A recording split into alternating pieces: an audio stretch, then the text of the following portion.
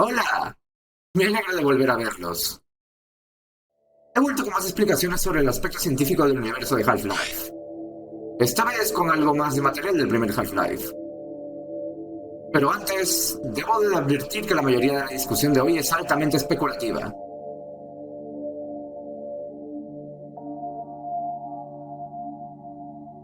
Permitidme realizar un par de aclaraciones. En el video anterior, olvidé mencionar que la teletransportación es solo una de las dos formas de trasladarse sin utilizar el espacio físico convencional. La segunda sería la llamada tunelización, la cual consiste en conectar dos diferentes puntos del espacio a través de un puente de Einstein-Rosen, mejor conocido como agujero de gusano. Un ejemplo simple son las tormentas de portales y el superportal del episodio 2. Si bien los agujeros de gusano son matemáticamente plausibles, no sabemos si existen con total seguridad. Y si fuesen reales, tampoco sabemos si seríamos capaces de utilizarlos como atajos prácticos para poder trasladarnos con seguridad, debido a problemas como el requerimiento de la materia exótica o las violaciones a la causalidad temporal. De ser reales, no se comportarían como los portales de Aperture Science, sino como una forma más coherente pero a su vez más destructiva que la de la secuencia final de Half-Life 2, generando campos gravitatorios. Y reitero, sería un puente que conecta ambos lugares, no una puerta de entrada instantánea.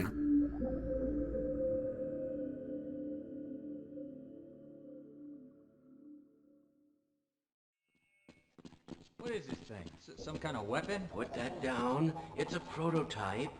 Man, why are you using it? It's much too unpredictable. Don't let it overcharge. What do you mean, over?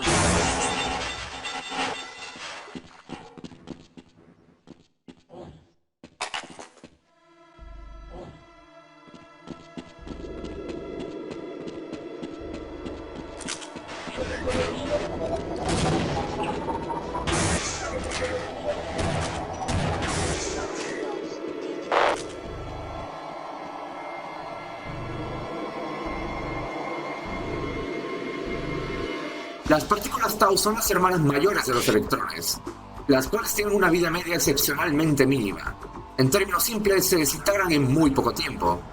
Por lo tanto, no puedo asegurar que fabricar un arma que produzca descargas de partículas tau sea viable en la vida real. Lo siento mucho. Si quisiéramos tener un arma similar al cañón tau en la vida real, tendríamos que utilizar un haz de protones de alta velocidad. Si desean saber más sobre lo que podría provocar un dispositivo como este, vean este video sobre el caso de Anatoly Bugorsky. Ahora, la munición consiste de uranio 235 empobrecido, lo cual serviría en todo caso para producir partículas tau dentro de un colisionador de partículas portátil, siendo probablemente la pieza que gira del arma. Como nota adicional, el otro nombre por el que se le conoce al arma, cañón Gauss, es incorrecto, pues los cañones Gauss son armas que lanzan proyectiles a través de descargas electromagnéticas, mientras que el cañón tau es un arma de energía sin proyectil cinético inicial.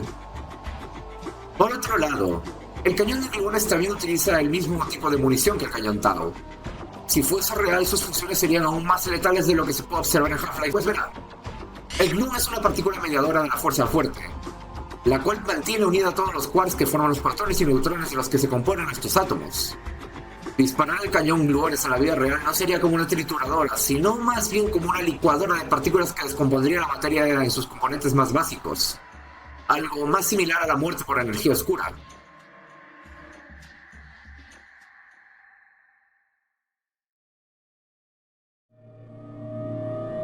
Stage 2 emitters activating now. Gordon, we cannot predict how long the system can operate at this level, nor how long the breeding will take. Please, work as quickly as you can. Hora del plato fuerte. La espectrometría de masas es un método analítico por el cual se puede determinar la composición molecular y valor energético de muestras como compuestos químicos. ¿Y qué vendría a ser un espectrómetro de antimateria o antimasa? Lo más probable es que la parte de antimateria sea una adición de Valve para hacer sonar al espectrómetro más interesante, dado que está dirigido a analizar materiales exóticos. Hablando de materiales exóticos, el cristal de Cerium GG3883 fue el espécimen enormemente inestable que causó la infame cascada de resonancias.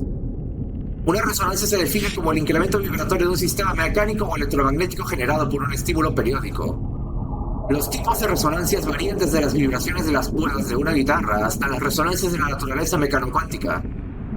Ahora, una cascada de resonancias podría interpretarse como una reacción en cadena de resonancias sin contención alguna producida por un agente. En este caso, como el espécimen GG3883. En papel suena lógico, más si tenemos en cuenta la teoría del caos, pero todo esto es mera especulación y aproximación científica.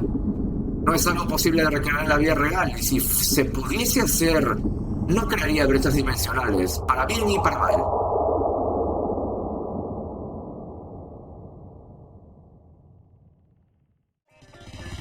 Y esto ha sido todo por hoy. Esto es probablemente el final de la ciencia de Half-Life. Y sí, sé que ha sido una serie un poco corta.